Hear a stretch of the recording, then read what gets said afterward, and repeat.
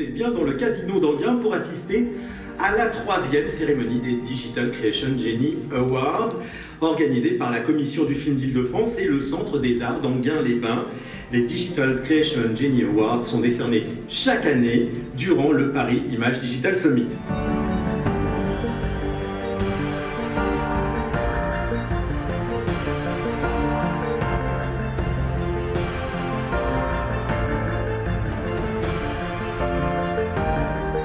Et merci à vous tous d'être venus assister à cette soirée. Bravo, vive le génie français et vive les images digitales. Je suis très content de recevoir Génie Léonard. Est-ce que c'est important pour moi? Je ne suis pas sûr, mais je suis très content d'être ici et de fêter ces 30 ans de carrière. Et souvent, quand je lui demande ce qu'il fait, il me dit « je fais telle ou telle chose », je lui dis « mais tu vas y arriver ?» Il me dit « bien sûr ». Pierre a toujours été quelqu'un d'extrêmement rassurant, très près des artistes, très près des réalisateurs qu'il adore. Les effets spéciaux numériques, c'est un immense domaine. Il y a différents types d'effets, différentes qualités d'effets, différentes demandes. Les exigences d'un gros film ou d'un certain réalisateur sont totalement différentes d'un autre. Donc pour moi, chaque film est un challenge particulier. C'est ça qui fait le plaisir de ce métier, c'est de toujours changer, d'avoir toujours des choses différentes. Moi, ce que je cherche, c'est quelque chose qui va me dire « oh là, je ne vais pas savoir le faire ». C'est ça qui m'amuse, c'est essayer de pousser un peu la machine, chercher les challenges. Alors, ce qui est intéressant avec le Paris Image Digital Summit, c'est qu'ils arrivent à récompenser justement des artistes d'effets visuels étrangers, mais aussi français. Et hier, il y avait Pierre Buffin qui était récompensé. Buff, il faut le savoir, c'est quand même les inventeurs du bullet time qui a été popularisé par Matrix, mais qui a été testé dans un clip de Michel Gondry. Et rien que pour ça, il fallait vraiment lui donner sa récompense.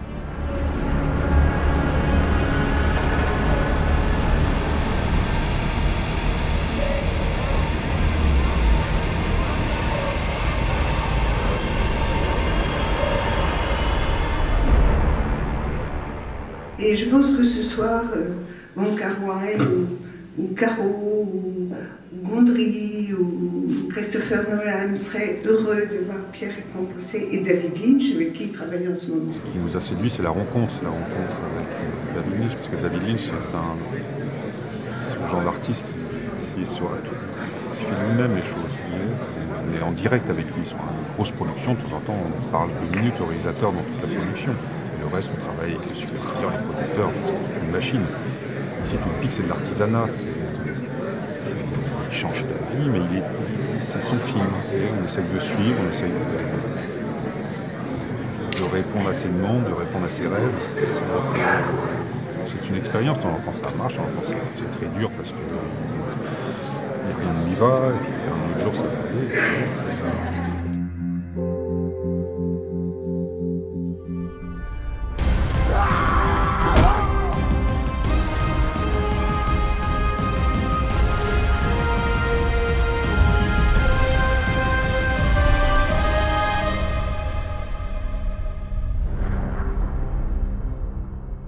Good evening, everyone, and thank you for this award. I'm very sorry that I can't be with you to enjoy the evening tonight. I really wish I was. This is quite an honor for me to think about a lifetime achievement. I know I've been doing this for a while, but I never really looked at it in that way before. Il y a 2 jours, on m'a demandé de remplacer à la volée Joe Letteri. Parce que Joe Letteri est malade, il devait recevoir un prix ici, donner une conférence. Joe Letteri est un très grand nom des effets visuels, vraiment pour moi l'équivalent d'un Denis Muren. Il a fait évoluer l'art des effets visuels à plusieurs niveaux, notamment au niveau des décors virtuels. Personne n'a développé le sujet comme lui, mais surtout au niveau de la performance capture, donc la technologie utilisée pour les singes de la planète des singes, les navis d'Avatar ou Gollum dans Le Seigneur des Anneaux. J'ai eu la chance de l'interviewer à de nombreuses reprises. Notamment pour le complexe de Frankenstein, le documentaire que j'ai co-réalisé avec Gilles Penseau, et on n'a pas pu tout utiliser dans son interview pour le complexe de Frankenstein, donc je vous ai sorti des bouts d'interview que je n'ai pas pu utiliser dans le film. And of course, when it came time to do Avatar, what Jim did there was dust off a 10-year-old story that couldn't be told because he knew that the time was right, that we could tell that story and we could put up on the screen a visit to Pandora. Hello to all of you gathered at the Genie Awards. And hi, Joe. I hope you're enjoying your special evening. It's an honor to get to work with you and your incredible team and to be part of the unique culture that you've created at Weta Digital. I'm proud to call you my friend, and I'm really looking forward to making the 4 Avatar sequels with you over the coming years. Et Luc Besson a dit quelque chose de très intéressant, c'est que quand il a discuté avec Joe Leterrier au sujet de Valérian, donc son prochain film, Joe Leterrier n'a jamais parlé de technologie. Il a toujours parlé du personnage. C'est un génie de la technique, mais c'est aussi un génie du cœur. Je travaille à Weta en Nouvelle-Zélande avec toutes ces équipes et c'est des gens qui sont bien dans leur tête, bien dans leur corps, bien dans leur cœur, grâce à lui, parce qu'il rend toujours les choses très accessibles tout le temps. Being able to use computers to kind of free up the imagination is something that, you know, when I started this was just a thought, the idea that you could make pictures by moving pixels around. But the fact that it's been embraced by so many filmmakers and allowed us to do so many different things with it and to really run wild with some of these ideas has really just been extraordinary. And I appreciate that you all are recognizing that and giving me the privilege of receiving this award tonight. So once again, I thank you very much.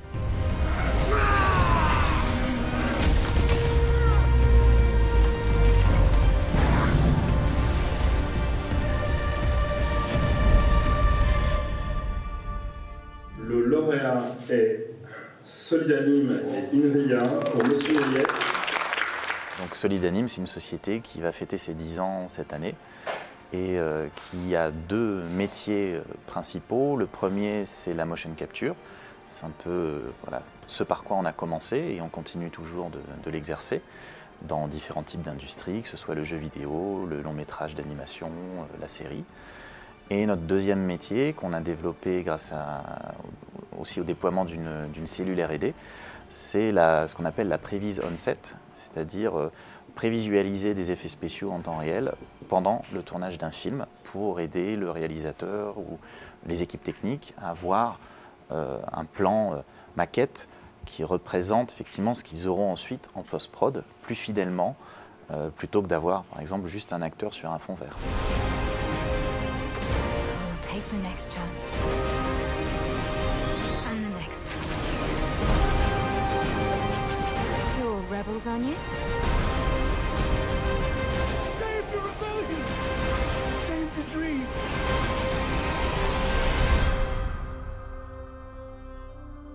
Alors sur Rogue One, on a essentiellement travaillé sur les plans de la tour, donc la fin du film.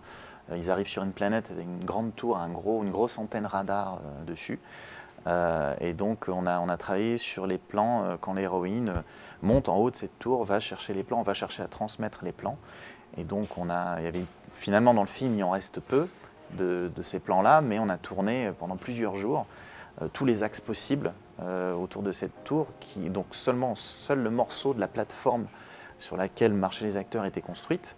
Et tout le reste, en fait, on l'a affiché en virtuel. Donc la grosse antenne, l'horizon de la planète, les plages tout autour. Ça, c'était des choses qui avaient été virtualisées et qu'on affichait en temps réel pour aider le réalisateur à mieux prévoir ce qu'il allait avoir dans son film. Et on a fait quelques plans aussi avec Dark Vador qui sort de sa navette. Il était dans un studio, fond vert. Il n'y avait que le personnage qui était là et on a affiché toutes les navettes autour, les décors autour de lui. Ça, c'était le principe. Et ça a représenté finalement quelques jours sur l'ensemble de la production.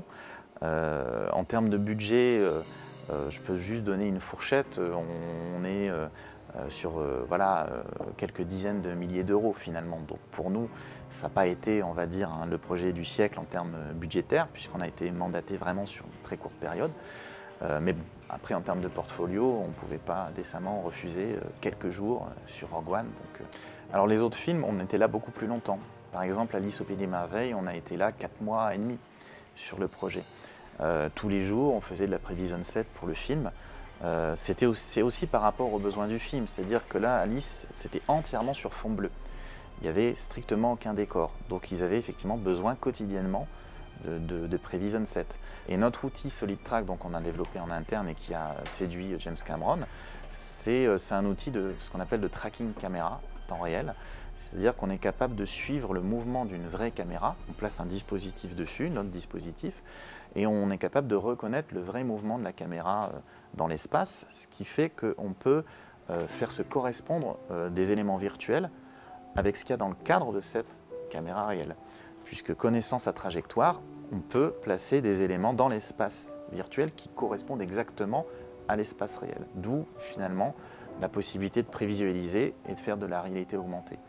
Et ça, donc James Cameron pouvait le faire avant, mais avec des dispositifs beaucoup plus lourds et beaucoup moins flexibles. Ce qui lui a plu chez nous dans Solid Track, c'est que c'était tout petit, tout léger, très flexible, et que justement ce qui avait été problématique sur le premier Avatar, c'était justement les plans mixtes. On remarque dans le film, il y a beaucoup de plans complètement faits en synthèse, et après il y a un tournage de film un peu plus classique avec des effets spéciaux plus classiques, mais très peu de plans finalement où on voit les personnages bleus, les navis, en même temps que les vrais acteurs. Et là, il voudrait en fait repousser les limites, vraiment mixer beaucoup plus, faire beaucoup plus d'images mixtes. Et c'est en ça que ça lui a plu en fait. Il s'est rendu compte qu'il pouvait repousser les limites techniques pour son film.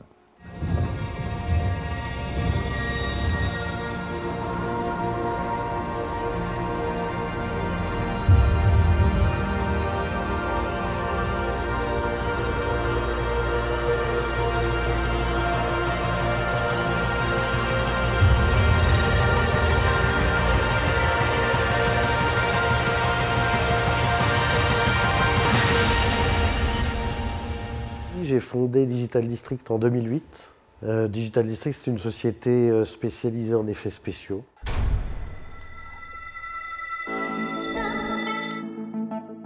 On travaille sur deux domaines principalement, la publicité et le long métrage. Je dirais plutôt le long métrage et la publicité. Notre savoir-faire premier, c'est de faire des images de synthèse de haut niveau, de qualité premium. J'ai toujours essayé de positionner Digital District comme un acteur principal sur le marché des effets spéciaux français.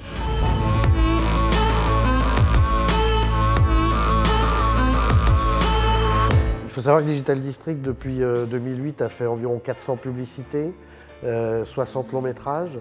On a travaillé sur Jackie, qui est en train de sortir en ce moment, avec Nathalie Portman.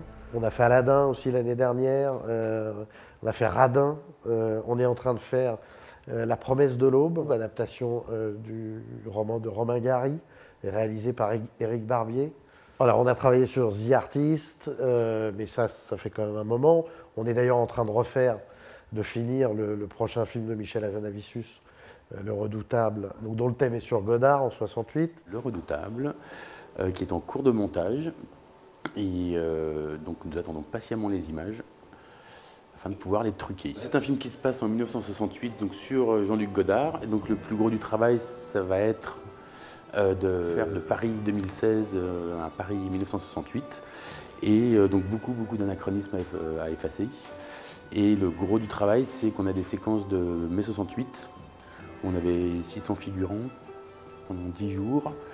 Et on doit en faire 50 000. Là, c'est un gros travail en amont, en prépa avec la déco. Et il y a des choses que à Paris, on se rend compte aujourd'hui que c'est de plus en plus pollué en termes d'anachronisme, des panneaux publicitaires, il y en a partout. Il y a des choses avec une bonne négociation avec la mairie qu'on peut enlever. Les marquages au sol, par exemple, il n'y avait pas ça en 68. Donc il y en a certains qu'on a pu carrément arracher, d'autres que la déco a dû masquer. Et là, c'est vraiment une négociation entre la déco qui fait quoi en fait. Donc dès que c'est assez proche de la caméra, c'est plutôt la déco, et dès que c'est plus éloigné, c'est plutôt les effets spéciaux. Ready? Of course. I love crowds.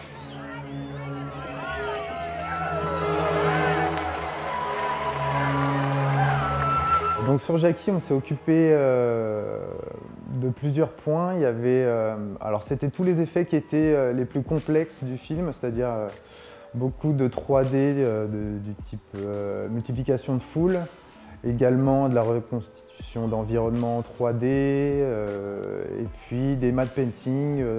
Pour nous, c'était capital de nous rapprocher au maximum de la réalité. Donc on s'est beaucoup documenté sur toutes les vidéos, notamment la vidéo principale de Zapruder qui nous a servi à placer tous les personnages, tous les figurants, tout ce qui était tout autour de la voiture, puisqu'au final, ce qui a été tourné pour toute cette séquence, c'est uniquement la voiture, les acteurs principaux, et c'est tout.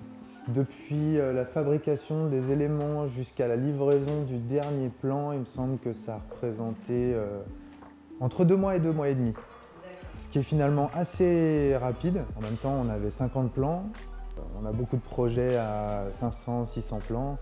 Donc ça ne fait pas partie de nos plus gros projets en termes de volume. Chaque plan avait quand même une difficulté particulière. On n'a pas eu à faire de petits nettoyages qui se fait rapidement. C'était à chaque fois une grosse machine à mettre en place, des tracking 3D, des éléments 3D. Étant donné qu'on est une société d'effets spéciaux, plus on va aller dans des films à effets spéciaux dans lesquels les effets spéciaux ont un intérêt dans la narration du cinéma, dans lesquels ils viennent apporter, on va dire, un plus, et dans lesquels ils sont nombreux, j'ai forcément un intérêt à vouloir aller sur ce genre de film. Plus il y a d'effets spéciaux dans les films, plus les budgets vont être élevés, plus les budgets vont être élevés, et le temps de fabrication va nous être donné pour faire des choses qui sont de plus en plus lourdes et intéressantes.